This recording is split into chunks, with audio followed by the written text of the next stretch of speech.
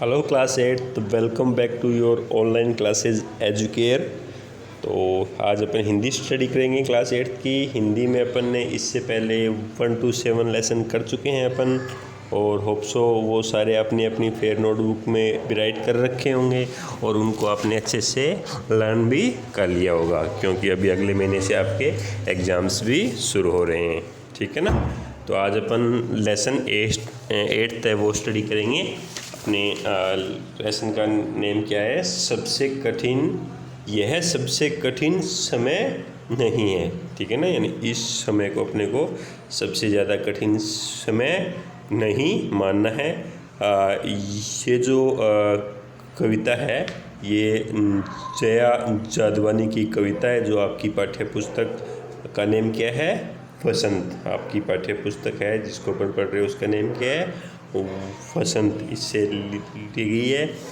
और इसके अंदर क्या है कि कवि है जो उदाहरण के माध्यम से मनुष्य को ये समझाने का प्रयत्न करता है कि कोई भी कितनी ही विपरीत परिस्थितियाँ क्यों न हो, अपने को निराश नहीं होना चाहिए, हमेशा आशावादी होकर आगे बढ़ना चाहिए।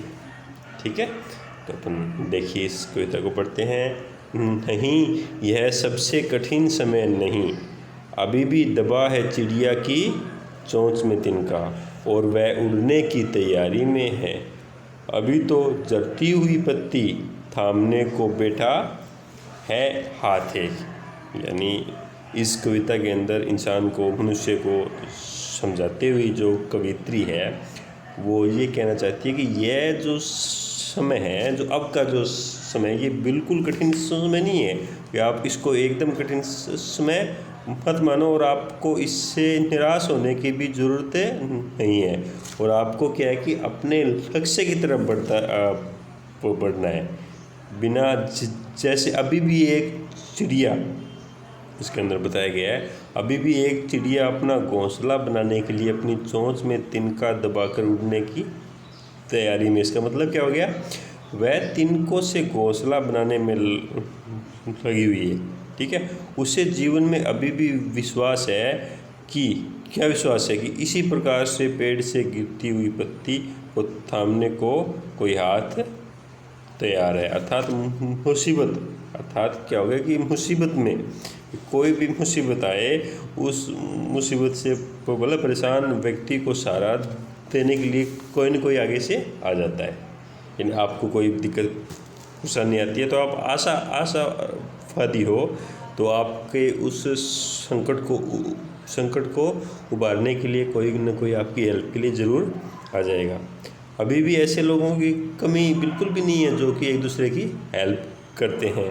अतः तुम भी क्या अपने लक्ष्य की ओर बढ़ो। आपको घबराने की कोई ज़रूरत नहीं है, आपको बिल्कुल परेशान होने की ज़रूरत नहीं है। अगर आप गलत रास्तों पे जाते हो तो आपकी भी हेल्प के लिए, आपको भी समझाने के लिए लोग हैं वो मौजूद है। ठीक है, तो इसके ये कठिन शब्दार्थ और ये क्वेश्चन आंसर है, ये आपको अपनी फेयर नोट करने और आपको लर्न करने। ठीक है, तो ये आगे वाला पेज देखिए। अभी भी भीड़ है स्टेशन पर, अभी भी भीड़ है स्टेशन पर, अभी भी एक रेलगाड़ी जाती है गंतव्य तक, जहाँ कोई कर रहा होगा प्रतीक्षा। अभी भी कहता है कोई किसी को, जल्दी आ जाओ कि अब सूरज डूबने का वक्त हो गया है। इसके अंदर देखिए, इसके अंदर अभी भी भीड़ से स्टेशन पर एक रेलगाड़ी जाती है। इसके अंदर ये कवित्री कहना चाहती है कि अपने को आशावादी भी बिल्कुल रहना है, अपने को कभी भी निराश नहीं होना है, और वो हमें आशावादी बनने की सलाह देते हुए कहते हैं कि अभी भी रेलवे स्टेशन पर बहुत भीड़ है। अर्थात इसका मतलब क्या हो गया? लोग एक स्थान से दूसरी जगह पर आ जा रहे हैं। रेलगाड़ियाँ उन्हें निरंतर अपने मार्ग पर चलते हुए उनके गंतव्य, उनके जो भी डेस्टिनेशन तक पहुंचाती है। वहाँ उनका कोई न कोई प्रियजन इंतज़ार कर रहा होता है। शाम को सूरज ढलने का समय होते ही कोई अपने प्रियजन यानी मन ही मन में कहता है कि जल्दी घर लौट आओ क्योंकि सूरज डूबने वाला है। अर्थात लोग अभी भी एक दूसरे के सुख दुख का ध्यान रखते हैं। अतः सबसे कठिन समय अब ये नहीं है। हमें आशावादी बनना है। हमें निराशा को छोड़कर हमेशा आशावादी बनते हुए आगे बढ़ना है। हमें हमारा गंतव्य है वो ज़रूर मिल जाएगा। बहुत छोटी मतलब परेशानियाँ आती है तो भी हमें उनसे कभी भी निराश नहीं होना है और हमें आशावादी होते हुए अपने लक्ष्य की ओर बढ़ना है। ठीक है, अब देखिए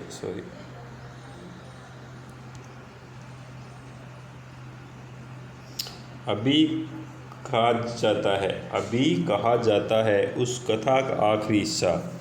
अभी कहा जाता है उस कथा का आखिरी हिस्सा जो बूढ़ी नानी सुना रही सदियों से दुनिया के तमाम बच्चों को।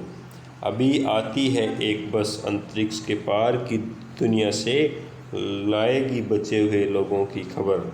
नहीं, यह समय कठिन समय नहीं है। इसके अंदर कवित्री कहना चाहती है कि अभी भी लोग है ना, वो दादी नानी के द्वारा सुनाई जाने वाली कहानियों का अंतिम और महत्वपूर्ण शिक्षा प्रदान करने वाला भाग है वो अभी भी सुनाया जाता है। अर्थात हे मनुष्य, हे मानव, आपके जीवन का सबसे महत्वपूर्ण और अंतिम भाग अभी बाकी है। जो कि सबसे देखो होता क्या है कि वो कहते हैं कि एंड्स वेल ऑल्स वेल।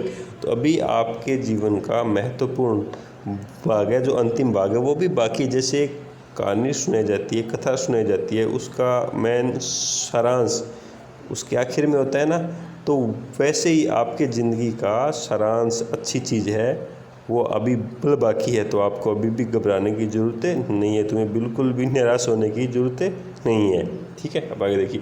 अंतरिक्ष के पार से, जैसे अंतरिक्ष के पार से जानकारियाँ लेने गए लोगों में से जो लोग बचे हैं उन्हें बस लेकर आ रही होगी जो अंतरिक्ष पार की महत्वपूर्ण जानकारी आपको आकर देंगे। इस प्रकार संसार में घटनाएं घटित हो रही हैं और होती रहेंगी। इससे अपने को घबराने की ज़रूरत नहीं है। घटनाएं हैं वो होती रही हैं, और होती रहेंगी।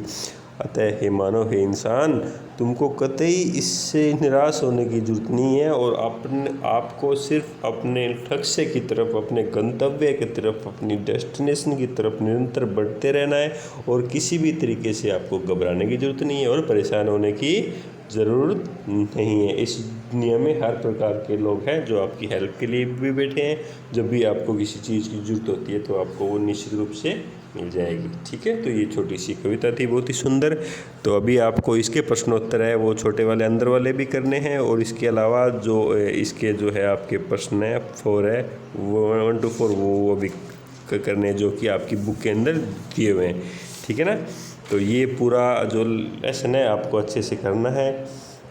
और इसी के साथ में अपने 8 लेसन हो चुके हैं अभी। ठीक है ना, 8 लेसन हो चुके हैं। 8 लेसन ये मान लो अभी हाफ के आसपास में हो गया अपना कोर्स, हाफ ईयरली का ये मानो आप।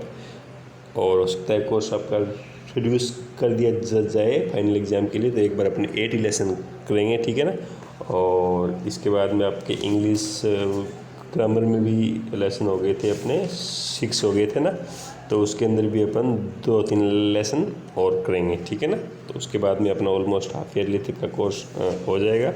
तो आपके एग्ज़ाम है अभी FA फर्स्ट या यूनिट फर्स्ट है वो होंगे, और उसके बाद में आपके हाफ ईयरली एग्ज़ाम है वो भी अगले महीने में, यानी अगले महीने के फर्स्ट वीक में तो आपके यूट्यूब फर्स्ट हो जाएंगे और अगले महीने के एंड तक है। या तो अपने स्कूल ओपन हो जाते हैं तो बहुत अच्छी बात है, अदरवाइज़ कोई न कोई सिस्टम से आपके ये जो भी एग्ज़ाम है ये अच्छे से कंडक्ट करवाए जाएंगे। ठीक है ना, तो एग्ज़ाम के लिए आप अपनी प्रिपरेशन रखो। फर्स्ट जो होगा एग्ज़ाम उसमें 1 to 4 लेसन आएंगे, तो सारे सब्जेक्ट के 1 to 4 लेसन आप अच्छे से उनको लर्न कर लो। और वो 1 to 8 है या तो हो गए होंगे या हो जाएंगे, और वो अपनी फेयर नोटबुक में अच्छे से कर लो होमवर्क आपका। ठीक है, okay, thank you, have a great day.